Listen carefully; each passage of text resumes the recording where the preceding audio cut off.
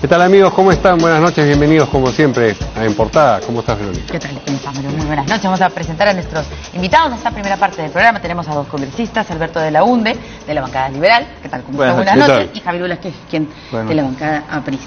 ¿Cómo está?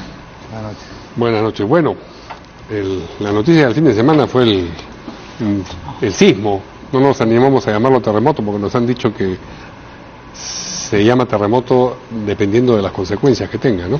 Pero fue aquí en Lima nada más un sacudón importante y larguísimo. Sí. Larguísimo. Más de 2 minutos. Así es. Más de 2 minutos y eso asustó a muchos. 152 segundos. 152 segundos. No se estaba contando, congresista. No, lo he leído porque el susto fue largo. Sí, claro que sí. Fue largo. Y ruidoso, ¿no? Sí, ruidoso. En Lima. Sí. Imagínense cómo habrá sido Sí. en Loreto, ¿no? Hay que lamentar que 2 personas han fallecido por este terremoto, por supuesto, pero son personas que no estaban ni siquiera alrededor del epicentro de este movimiento telúrico, sino incluso hasta estaban en otras regiones, pero por su reacción ante este movimiento es que, bueno, tuvieron accidentes y lamentablemente murieron. Y digo yo, lamentamos estos fallecimientos, pero no podemos dejar de decir que estos familias damnificadas y solo 2 muertos con 8 grados de magnitud. O sea, estamos hablando de algo poco, ¿no? Y si esto hubiera sucedido en Lima, todos los especialistas dicen que hubiera sido una catástrofe, Claro. con un epicentro. El epicentro hubiera sido. Así es. Pero creo que este tipo de circunstancias nos permiten hacer reflexiones útiles, ¿no? Hace poco leía o escuchaba sobre la controversia en Puerto Rico a raíz del huracán sobre el número de muertes, ¿no? Porque para el gobierno de Estados Unidos y para Trump el número de muertes creo que son 8 o 12, que son los del impacto directo, pero para investigadores independientes el número supera los 2000. Porque claro, ¿a quién consideras víctima del desastre natural? Y acá el doctor Elmer Huerta habla de las 3 olas, ¿no? de muertes que genera un terremoto. Primero, los que mueren en el momento. Se cae el techo, pasa algo, una emergencia inmediata. Segundo, que es lo que consideran en el caso del gobierno de Estados Unidos los muertos en el caso del desastre natural de Puerto Rico. Segunda ola es los que a raíz de este terremoto tienen alguna complicación de salud. Te rompes el brazo y se te infecta y tal. Y la tercera ola son los que ya han pasado varios días, pero alguna condición desatada por el terremoto te genera una complicación grave de salud. Consideremos además las víctimas indirectas debido a las fallas hospitales, los problemas de seguridad que se pueden generar. Entonces, viendo la complejidad que digamos, las muertes o los daños no se generan solo en el momento del sismo, sino muchos días después, la pregunta es si ciudades como Lima están preparadas para algo así, y la respuesta creo que es evidente: no. O sea, uno visita un hospital como el de San Juan de Lurigancho y se sorprende que sea el hospital del distrito más poblado de la ciudad, del Perú, ¿no? Es una suerte de posta que ha ido creciendo con mucho esfuerzo, pero que no responde a estándares internacionales de lo que debería ser un hospital. Es importante que cada vez que hay una emergencia, el hospital se queda sin agua, colapsa, no hay suficientes camas. ¿Qué es lo que va a suceder con un hospital como el de San Juan de Gancho o el de San Juan de Miraflores cuando haya un terremoto, ni siquiera de la magnitud del sismo, claro, ¿no? Algo menor, pero que va a tener un impacto muy grande en una ciudad como Lima? Y además fue un sismo que se produjo a las 2 y pico de la mañana. Es distinto a que, bueno, tiene ventajas y desventajas, pero el sobresalto es mayor y la gente está durmiendo en general y, en fin, si se desploma algo uno no ha tenido tiempo a reaccionar. Bueno, las cifras hasta el momento son efectivamente 2 muertos, 335 familias damnificadas, 291 afectadas, 291 casas afectadas, 337 inhabitables, 63 colegios afectados, 1 inhabitable dice acá, pero he visto noticias que hay más, 27 centros de salud y 20 locales públicos afectados, 2 puentes colapsados. Ese, digamos, es el primer balance, pero efectivamente luego el número tiende a crecer. La persona que se tenía que hacer diálisis y el lugar donde se hacía diálisis está colapsado, claro. Eso puede también. Hay una estadística que solo 5% de los que asisten a emergencias del hospital en el momento del accidente deberían estar acudiendo a emergencias de un hospital. Hay otros casos que pueden ser o tratados en postas o en una cosa menor. Entonces el colapso del servicio de salud también genera ese tipo de consecuencias. Claro. Bueno, acá hemos tenido, por ejemplo, ¿no? Yo recuerdo, y me da mucho miedo, y me preocupa además que las autoridades están de espaldas a eso, es una realidad, ¿no? De los cerros ahí, alrededor, solamente en el centro de Lima, y nadie mira, o sea, están, pero no están, porque ahí sería, digamos, el primer lugar donde uno tendría que mirar en caso de un terremoto, ¿no? Y cuando hubo este accidente, ustedes recordarán, de que subieron al Morro Solar un bus con 2 pisos, ¿no es cierto? Solamente al Cerro San Cristóbal. Al Cerro San Cristóbal, sí. al Cerro San Cristóbal. Y subió este bus, ¿y cuántos eran los accidentes? 10 muertos, y los accidentados eran el resto de personas que estaban ahí. Y colapsaron los hospitales cercanos al Cerro San Cristóbal, colapsaron. Entonces, en ese momento la pregunta inmediata fue, ¿y si tuviéramos un terremoto? No, eso es imposible de predecir. Entonces, no podemos dejar de hablar del temor y del temor de la ayuda inmediata de los hospitales y hasta de los bomberos. Cuando hubo el incendio en Larcomar, les preguntamos a los bomberos, ¿pero cómo podemos hacer para que los camiones de los bomberos lleguen hasta el acantilado? ¿Qué problema? Nunca pensamos en eso, del Parque Salazar. Y en el caso de un terremoto, y los bomberos decían, no, en caso de un terremoto ni podríamos salir. Claro. Si un terremoto de 8 grados, la bomba se cae. No hay ni siquiera cómo llegar hasta el lugar para poder ayudar a la gente. ¿Qué hacemos ahí? Somos la capital del país. Nosotros hemos dado una ley de gestión de riesgos, pero en términos generales, por ejemplo, nuestro país, gran parte de nuestro país es altamente sísmico. Y si nosotros vemos, la ley es muy bonita decorativamente, pero en la práctica tú ves a un primer ministro, y no quiero llevarse al tema político, el primer ministro ayer salió en la televisión y dije hablar del terremoto y comenzó a hablar de la bendita inmunidad de los parlamentarios. Entonces, el tema que no hemos aprendido, el aspecto más importante de gestionar un riesgo, ya sea un terremoto, ya sea una inundación, un hueco como en el norte que genera el fenómeno del Niño, ni siquiera estamos preparados para atender la emergencia, mucho menos la rehabilitación, y la reconstrucción dura mañana, tarde y noche, que son las etapas básicas para atender una emergencia. Pero creo que este terremoto, como lo han llamado en Loreto, debe afirmar una de las prioridades del gobierno, un gobierno que no hace prevención. Está ahí la ley que la extiende a los gobiernos locales y regionales en sus normas, pero no hay lo que en determinado momento hicimos, el tema de presupuesto por resultados. O sea, aquella autoridad regional o local que usa recursos para hacer labores de prevención en gestión de riesgos, hay que estimularlo, porque siempre es menos costoso, no es que sean dos muertos, es tan importante como 500 como vieron en Ica, ¿cierto? Claro. En tema de la infraestructura se recupera, pero la vida de las personas, la ficción de las familias, nosotros este día que ha habido el sismo acá en Lima, toda la gente ha estado, mucha gente ha dormido fuera de la casa, piden mochilas de rescate, no hay mochilas de rescate, o sea, no hay una política orientada a hacer menos nocivo un problema de esta naturaleza, que es la prevención. Y está en la ley, bonito, en la ley están los pasos, pero no hay una política pública orientada a sistematizar en los 3 niveles del gobierno políticas preventivas que son a las que debemos aspirar, teniendo ya un diagnóstico del país. Además, paradójicamente, nosotros nos hemos reunido aquí en el Perú, hay extraordinarios profesionales en sismos, en reconstrucción, extraordinarios, pero no los organizas, tras de ellos no pones, o al lado de ellos no pones una política pública que tenga compromiso del gobierno nacional y del gobierno subnacional, ¿no? Y ahora con la reconstrucción de los damnificados de Pisco, hoy haciendo una evaluación, continúan diciendo que eso no ha terminado, la reconstrucción del terremoto de Pisco. ¿Cuántos años han pasado? Por eso te digo que, mira, en la labor de prevención se hace un diagnóstico. Entonces, como autocrítica, nosotros, por ejemplo, en el 7. Una de las primeras medidas es el dar el bono vivienda. Entonces, pero no teníamos un catastro.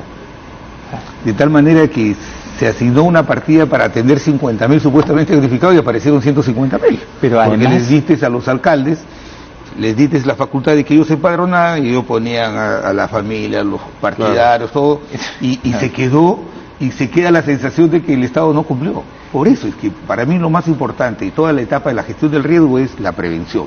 Ya está demostrado que ni la emergencia la tratamos, menos la rehabilitación y menos la reconstrucción. El norte ahorita, 7% del presupuesto de los 22.000 millones que se han establecido que nos debe costar la reconstrucción. Pero además creo que no solo un problema de falta de implementación de políticas de prevención, sino de falta de cultura de prevención, ¿no? Somos una sociedad donde, por ejemplo, en pocos días va a haber un simulacro de sismo. Son poquísimas las personas que participan de los simulacros, en comparación con otras sociedades que tienen un igual número de eventos sísmicos, pero tienen una cultura mucho más instalada. El caso de Chile es un caso cercano y además muy interesante, porque entre emergencia y emergencia notas una sociedad que tomó conciencia. Y claro, el número de fallecidos fue mucho menor, no por las características geológicas del evento, sino por la actitud que tuvo las personas de prepararse para cuando este evento suceda. Y creo que esa es una idea que tiene que estar muy presente en todos. No es que la discusión es si va a suceder o no, va a suceder. La pregunta es cuándo, y la otra pregunta es si estamos preparados o no, y qué estamos haciendo para prepararnos. Bueno, en Chile les tocó en el mismo lugar. Así es. Entonces a nosotros nos toca desde 1700 y pico. Creo que esa es la diferencia, ¿no? Y claro, todos decimos, ya viene, pero qué bueno que no viene todo, que no ha llegado todavía, pero no hacemos nada, ni el Estado, ni nosotros mismos. Pero incluso si viniese a lugares donde ya sucedió, creo que... Como Pisco, por ejemplo. No estamos preparados en la cultura de prevención para reducir en el mínimo el daño que esto pueda generar. Bueno, vamos a otros terremotos. Y esperamos, por supuesto, que puedan ustedes participar del simulacro. Es el 31 de mayo.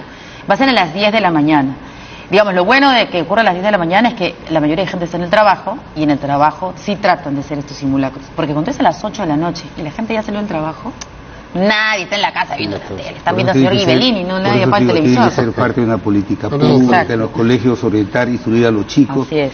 Que se hace el 31 de mayo porque en 1970 hubo ese terremoto que dejó una secuela irreparable del daño básicamente humano, ¿no? Entonces, el tema de la prevención tiene que ser una política pública. Ojalá que el gobierno pueda impulsarlo con el mismo fervor como está impulsando eliminar la inmunidad parlamentaria. No van a eliminar la inmunidad parlamentaria. Ajá. No quieren eliminar la inmunidad parlamentaria. Han propuesto reformarla, no eliminarla, ¿no?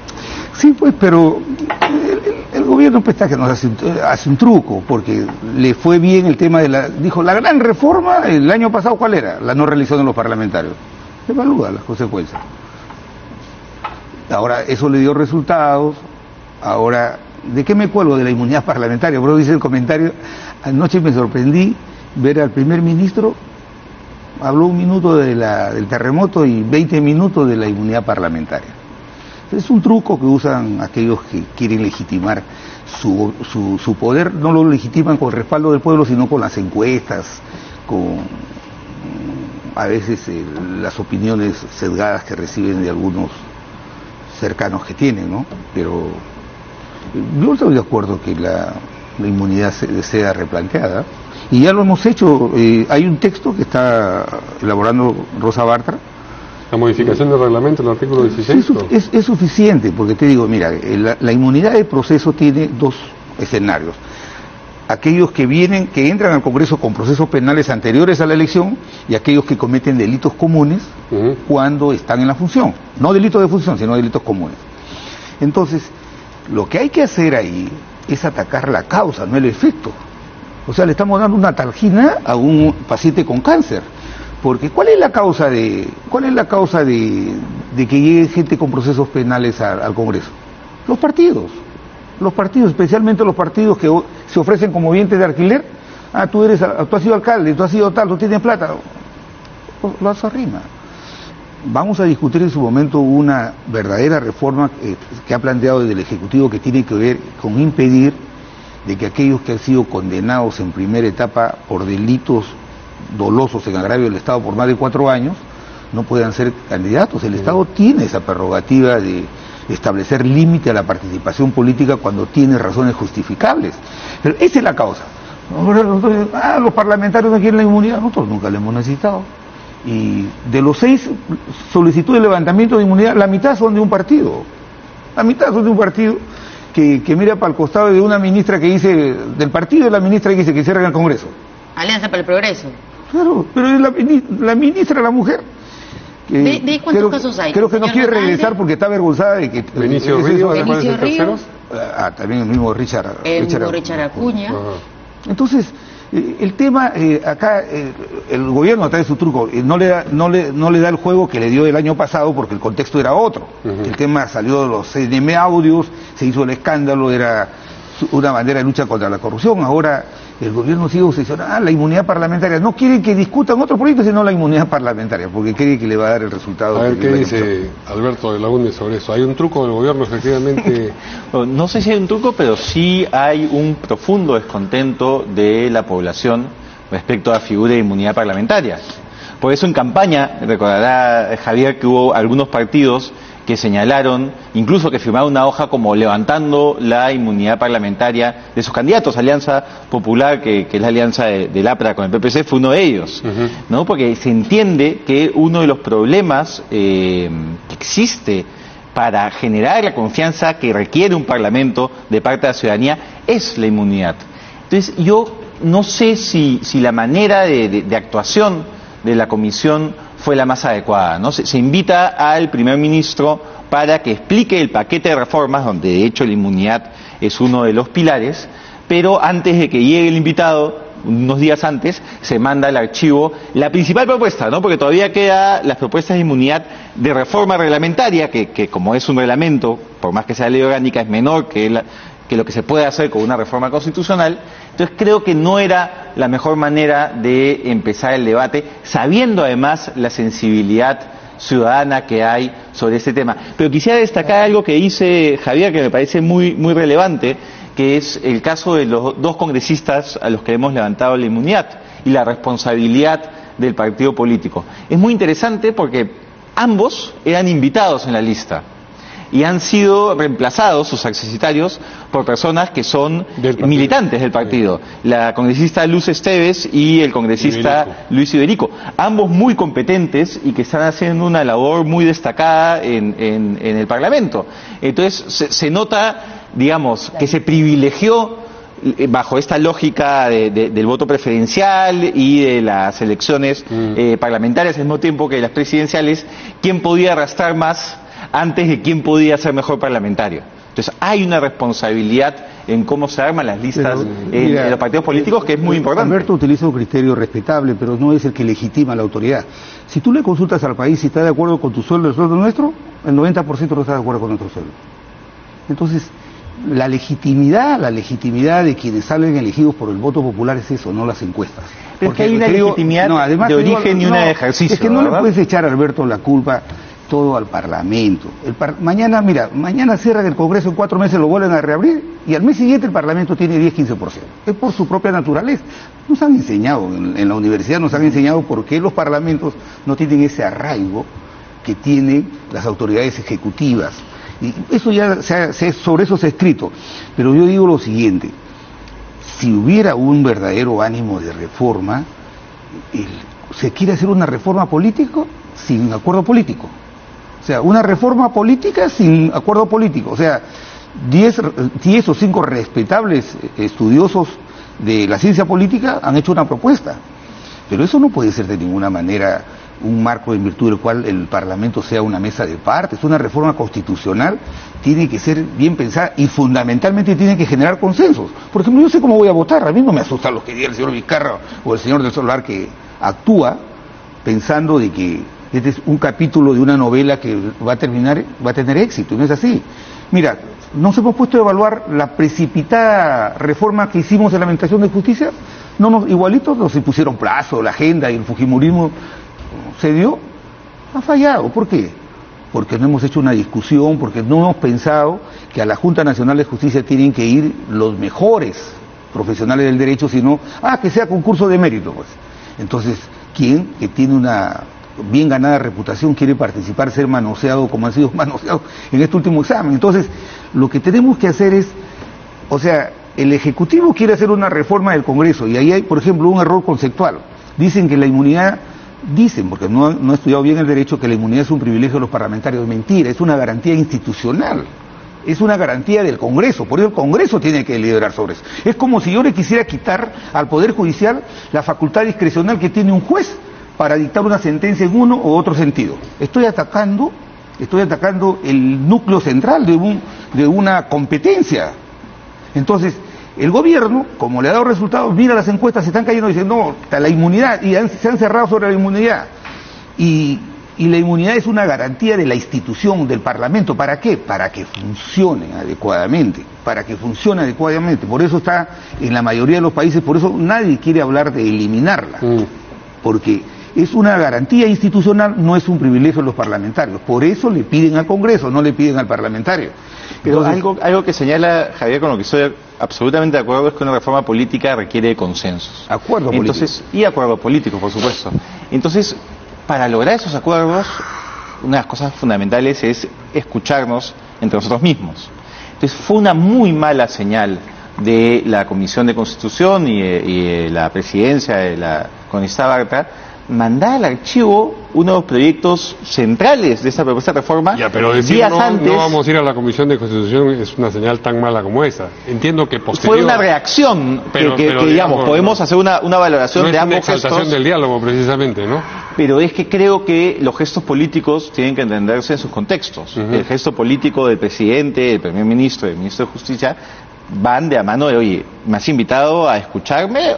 O ya me has invitado para cumplir la formalidad de escucharme cuando habías archivado una de las propuestas centrales de este proyecto. Pero ese argumento también le diríamos a la gente del gobierno, oye, tú nos has mandado los 12 proyectos para que te lo aprobemos como quieres, para que el Parlamento sea una mesa de partes o para que lo discutamos. Pero quedó muy claro en la reunión que participamos en Palacio de Gobierno que no había... Nadie se comprometió a aprobarlos. No, por eso, justamente. Nadie se comprometió a aprobarlos. Creo que quedó muy claro en la reunión que tuvimos en Palacio que no es que se iba a aprobar el 100% de las reformas.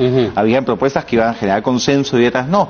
Pero el acto de escucharnos para lograr acuerdos es fundamental. En la encuesta del domingo, solo el 17% cree en los ministros, el 17%.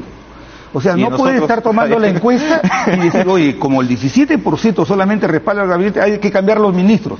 Son competencias del Poder Ejecutivo. Lo que pasa aquí es que si no se cuelgan de la inmunidad parlamentaria, que es muy popular eliminarla, y lo digo con la autoridad que en el APRA nosotros no lo hemos invocado.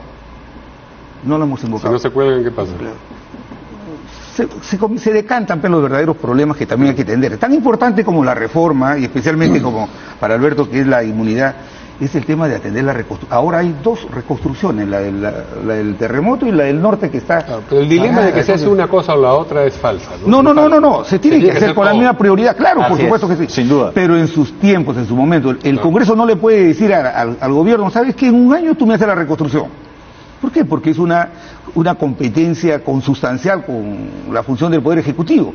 Entonces, debe dejar de deliberar al Congreso una reforma tan importante como esta. Hoy hemos aprobado, después de 3 horas, el artículo 90 de la Constitución. Eso es lo que quería yo preguntarles. El congresista Belaúnde dice que el tema de la inmunidad parlamentaria es uno de las propuestas del Ejecutivo más importantes de los 12 proyectos que han presentado. ¿Usted también cree lo mismo? No, para nada. Ese es el truco.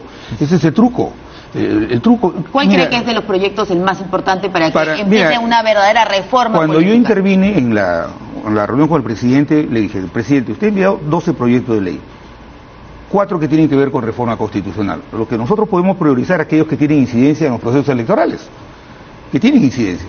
¿Puede ser una reforma importante, una contrarreforma que plantea este gobierno? No dijo el señor Vizcarra, no dijo en su discurso, dijo, no quiero que los parlamentarios se reelijan porque los alcaldes y el presidente no se reeligen. Y la propuesta que viene del Ejecutivo, ¿cuál es? Que los alcaldes se amplíe el plazo de su mandato a los alcaldes y los gobernadores por 5 años. Es un contrasentido al discurso que dio el señor Vizcarra. Yo lo que sí creo que es importante, por ejemplo, es la propuesta de la modificación de la Constitución. Tenemos que hacer un amplio debate para no rozar con el principio de la presunción de inocencia. Pero yo sí creo que sí es posible constitucionalmente limitar la participación política de aquellos ciudadanos que van al Congreso con procesos penales donde ya hay... Proceso penal, o sea, no investigación en el Ministerio Público. No, proceso penal. O sea, ya luego de proceso penal porque... No, es que ha habido también... No, pero... mira, que están ahí elegidos y después de 10 los jueces... 10 años viene la acusación. Los jueces son los que administran justicia. Los fiscales impulsan. Que esté en proceso ya. Y la propuesta es que no puedan ser candidatos aquellos que tienen condena en primera instancia, o sea, no sentencia firme, en delitos sin agravio del Estado. Hay que ver qué tipo de delito, no cualquiera, por ejemplo, puede ser uno de abuso de autoridad, eso no me parece que puede ponerlo, ¿no? Pero, y que la pena a imponerse sea no menor de 4 años. Entonces ahí encontramos ya un límite. Lo que hay que llevar también a la ley de los partidos políticos, hay que castigar a los partidos que llevan candidatos que están procesados. ¿Y qué va a pasar, por ejemplo, con la falsedad genérica? Que ahora ese es el pedido del Poder Judicial. Con respecto a Mamani. Así es, con respecto al congresista Moisés Mamani. Que este es uno de los casos, digamos, del congresista Mamani, ¿no? No es por el tema de los tocamientos indebidos a la hermosa, ni tampoco por el reloj grabador, sino porque mintió en su hoja de vida, que es ya es un clásico del Congreso Nacional. O sea, que dicen que han estudiado cuando no han estudiado. Acá también hay un caso parecido, que el señor dice que estudió en un colegio primaria y no hay registro, el señor ha ido a ese colegio. Va a ir a la comisión de levantamiento de fuero, tenemos entendido, que verso la congresista Luciana León ha dicho que se ve el día de mañana convocado a las 4. Saludo la rapidez para ver este caso, porque, insisto, daña mucho al Congreso este tipo de casos, y a mí sí me llama atención en el caso del congresista Mamani que Fuerza Popular no tenga ningún tipo de acto de disciplina o de control más allá del que ha puesto el propio Parlamento. Nosotros sancionamos 120 días al congresista Mamani por el caso de tocamientos indebidos, que es el máximo que nos permite la Constitución. Pero si nos permite el congresista... el señor Mamani sigue siendo parte de Fuerza Popular, no ha sido expulsado de su bancada, ni siquiera suspendido de su bancada. Llama mucho la atención. Claro, es lo mismo que el señor Donaire. Exactamente. Bueno, tenemos una carta. Una carta que le dirige el presidente del Consejo de Ministros a la presidenta de la Comisión de Constitución, es decir, Salvador Solar, a la señora Rosa Bartra, y en la que le dice: es grato saludarla con relación al oficio de la referencia recibido el día de hoy, para que me presente el día de mañana, 28 de mayo, en la sesión de la Comisión de Constitución. Compromisos de agenda asumidos con anterioridad me impiden participar en la sesión antes mencionada. Aprovecho la oportunidad para saludarla, etcétera, etcétera. Es decir, invitado, pero no va. Debería postergar otras cosas, dependiendo de cuáles sean, por supuesto, el presidente del Consejo de Ministros para asistir a esta reunión. Yo creo que más importante que asistir o no, establecer una fecha cercana o lejana, es, como señalaba Javier, tener las condiciones para llegar a acuerdos, ¿no? La idea es escucharnos para... ¿Pero este es un gesto político o no? Eso sin duda es un gesto político conectado con el gesto político del otro día, ¿no? Creo que es importante avanzar en la reforma política. Creo además que es importante que todos los actores involucrados colaboremos en que ese avance de reforma política sea posible. Esta propuesta de cambio del reglamento, del artículo 16 del reglamento, para incorporar modificaciones al estatus de la inmunidad parlamentaria, ¿no es un gesto de parte de la Comisión de Constitución para reabrir el diálogo? pero ya está restringiendo considerablemente lo que venía siendo la propuesta enviada por el Ejecutivo. Bueno, ¿no? Pero eso podía suceder, pues no habían dicho claro, que no es que van a agarrar y van a decir... Y en eso estamos completamente de acuerdo, lo acabamos de señalar, pero creo que primero tienes que escuchar a quien hace las propuestas antes de decidir si restringes o no las mismas, ¿no? Entonces me parece que no ha habido... La propuesta no era explicativa en sí misma, es decir, la información que llega a la Comisión de Constitución... Creo que es una práctica parlamentaria bastante extendida, que cuando se va a discutir un proyecto, primero se le da la voz. Así es, lo hacemos entre nosotros y lo hacemos también con Alberto, personas de otras entidades. La verdad es que yo reconozco que eres un joven honesto, inteligente, pero me parece una ingenuidad que tú tengas que llamar a un primer ministro que no ha militado en ningún partido político, que no hace política, para que vaya y discuta en el Congreso un tema que tiene que ver con una función que la Constitución aquí en cualquier parte del mundo se la da al Congreso de la República, y que está premunida del tema de esta garantía institucional que se llama la inmunidad. Entonces, es evidente que respeto guardan respeto. El tema de la inmunidad no es, como tú dices, es la prioridad del país, no es la prioridad del país.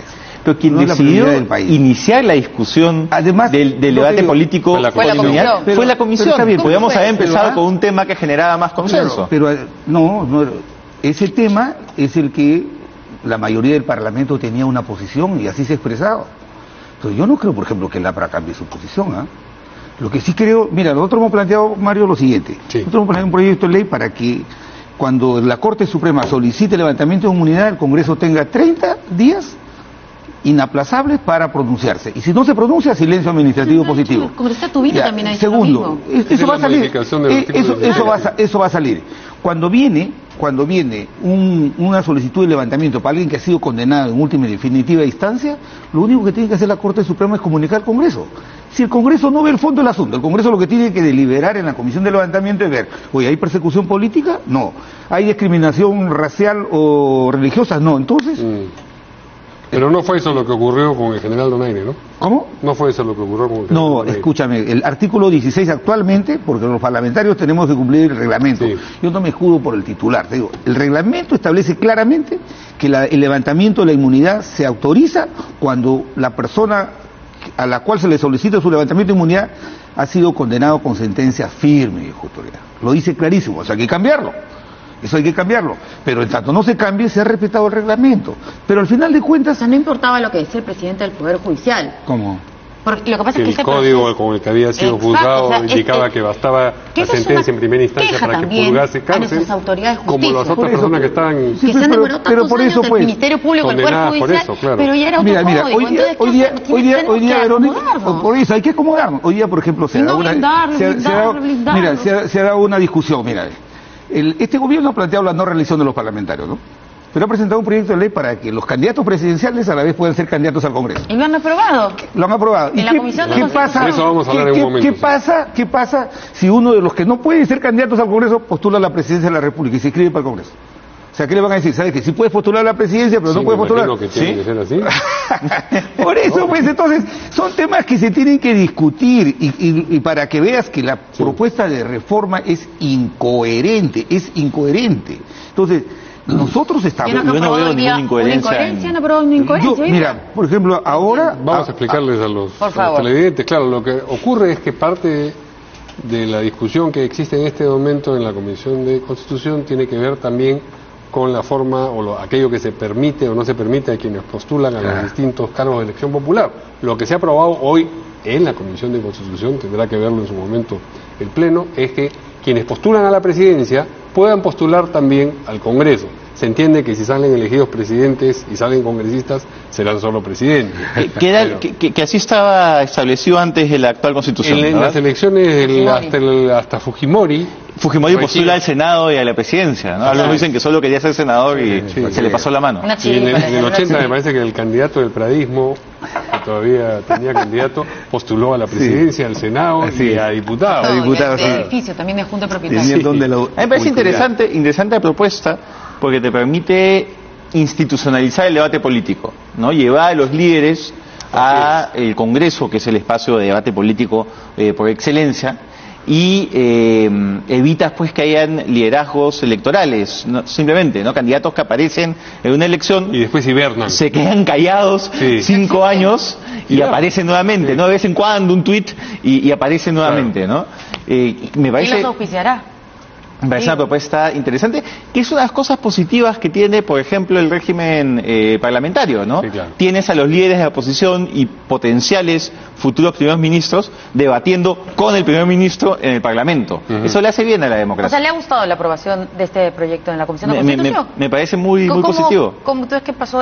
Pero es que un proyecto me parezca bien debatido y aprobado no quiere decir que no pueda criticar otros aspectos del debate. Pero si hay ¿cuál es el ánimo de la Comisión de Constitución si de pronto hace unos días... usted va a decir que está trabajando, pero quiero ver si el congresista de Belaún también cree que están trabajando, o hay acá algún interés, o por qué, digamos, en algunos casos avanzan y en otros no. Claro, creo que las propuestas incómodas, las propuestas que sí implicarían un cambio profundo en la política, no van a salir a la Comisión de Constitución.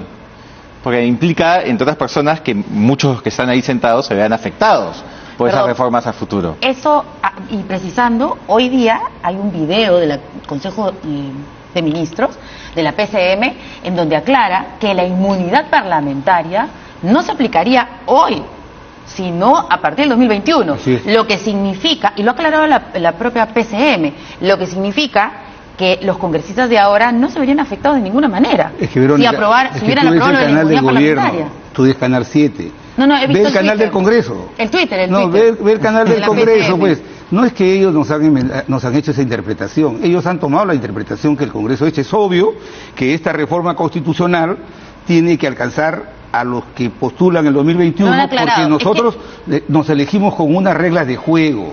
Y las reglas de juego no se cambian los 5 años.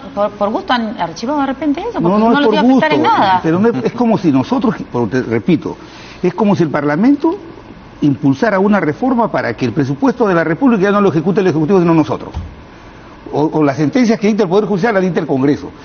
Es la razón de que haya estas instituciones es para que se contrapesen, para que haya... Desde el Congreso del 2001 a la fecha se pueden identificar en cada congreso casos donde no se levantó la inmunidad como correspondía. Es una figura que no está funcionando. Ojalá dentro de lo que queda, que es la reforma del reglamento, podamos cambiar esa cara, pero es cierto... La reforma del reglamento, esa sí operaría de inmediato, no tendría que esperar al 2021, bueno, eso sería una ventaja, ¿no? Sí, digamos, es pero es nada. Pero creo que es indispensable, que no se puede mantener algo que ha hecho tanto daño al Parlamento desde que recuperamos la democracia. No nos ha dicho qué piensa de esta idea de que quienes postulan a la presidencia puedan, si quieren, también postular al Congreso. Yo creo que es una visión peyorativa de la función congresal o va a permitir que estos partidos que son solamente cascos vacíos, aparecerán 25 más que quieran inscribirse para tentar el premio menor. Entonces, lo que hay que tener claro es que no es tan cierto, mi apreciación es, no es tan cierto que a los líderes de los partidos los debes tener en el Congreso, cuando la razón de la organización y la predictibilidad de la decisión de un partido representado en el Congreso no está en el Congreso, sino en el partido. Si nosotros vemos dónde hay más disidencias, dónde no hay criterios concurrentes en una organización o una bancada, es aquellos movimientos o partidos que son una federación de independientes. Nosotros no necesitamos tener el líder del partido en el Congreso, porque el partido nos convoca y la mayoría de las decisiones que tomamos son conversadas institucionalizadas. Pero a mí sí me parece interesante, porque no solo permites que el debate nacional tenga un espacio institucionalizado y obligarías a que los principales líderes políticos se pronuncien en coyunturas muy complejas, sino que también le das la posibilidad a los votantes de tener más elementos a la hora de decidir si votan por alguien o no. Por ejemplo, en la campaña tanto del 2011 como del 2016 le fue muy complicado a Keiko Fujimori sustentar su número de ausencias en el Parlamento o sus votos en determinadas votaciones claves. Entonces, me parece dar un poco más de institucionalidad, ¿no?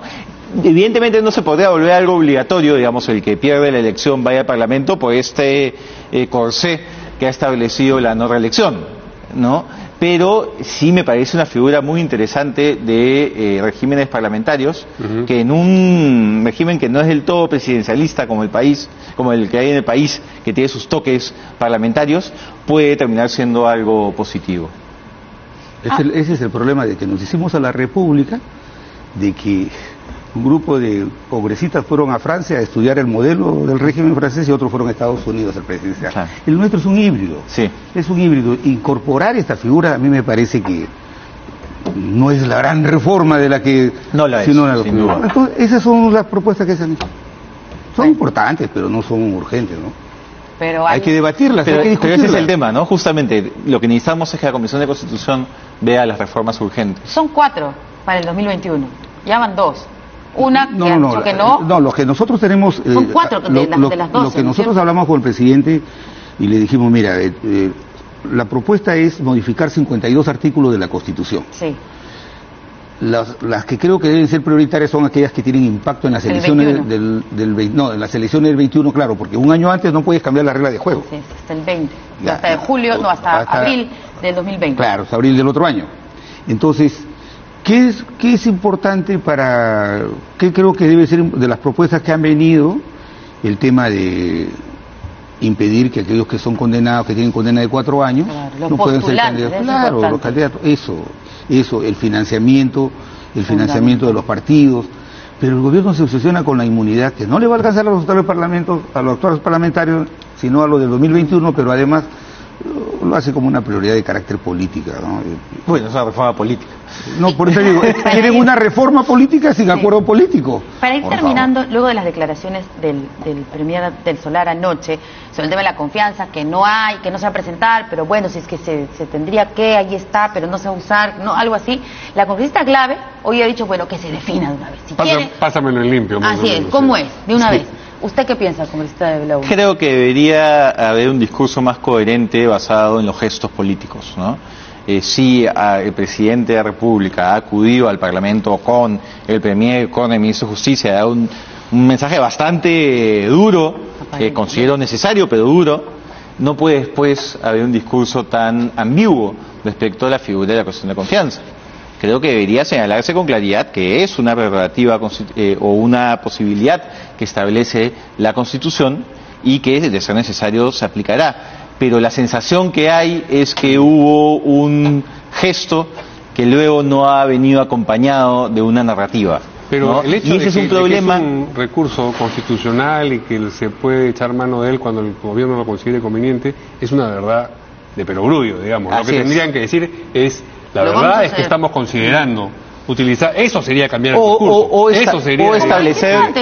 Establecer bajo qué contexto se pensaría utilizarlo. Completamente de acuerdo. Yo creo que los gestos tienen que venir acompañados de narrativa, si no caen en el vacío. ¿No? Muy bien. Si la presentan y lo que el Parlamento va a discutir en el tema de la confianza, a mí, por ejemplo, me ha parecido inoportuno ese proyecto de ley para poner un artículo en la Constitución con nombre propio para el señor Vizcarra. Ellos ya han alcanzado un proyecto. El Ejecutivo. Sí. Claro, ya han alcanzado un proyecto de reforma constitucional que no podrán postular a la reelección aquellos presidentes que han salido producto de la Constitución, que tienen más de 4 meses al frente. Yo creo que me parece suficiente. Sí. Parece suficiente poner con nombre propio, me parece que el Parlamento se vuelve reactivo. Y lo otro que es importante, que te digo, es el tema esto de poner limitaciones a los candidatos que tienen procesos. Sí, los condenados, los que tienen condenas, por ejemplo, por omisión a la asistencia familiar, por ejemplo, ¿tienen autoridad moral para ir al Congreso? Y yo iría más allá. Yo creo que incluso ya habiendo llegado a juicio, no deberías poder proceder al Parlamento, porque creas un incentivo perverso para que todos los alcaldes cuestionados que están a punto de ser sentenciados busquen un amparo de salvo. Ese guachito. No, exactamente. Muy bien, muchas gracias a nuestros invitados en esta primera parte del programa, Alberto de la Unde, Javier Velázquez. Gracias. Y antes de ir a la pausa vamos a compartir con ustedes algunas caricaturas. OAS. Andrés Ederi, del símbolo de Solidaridad Nacional que es el sol, ¿no? Pero OAS. Y está sudando, no se sabe si por el sol o por otra cosa, el alcalde Castañeda. Y ahí tenemos otra caricatura, dice: hijo, ¿por qué dices que no tienes salvación? Confiesa tus pecados para alcanzar el perdón de Dios. Es que Leo Piñero ya confesó todo. Y yo no tengo nada que confesar. Bueno, justo después de la pausa vamos a regresar con toda la información sobre OAS y Luis Castañeda Loce. Muy bien. Muchas gracias. En un momento. Gracias.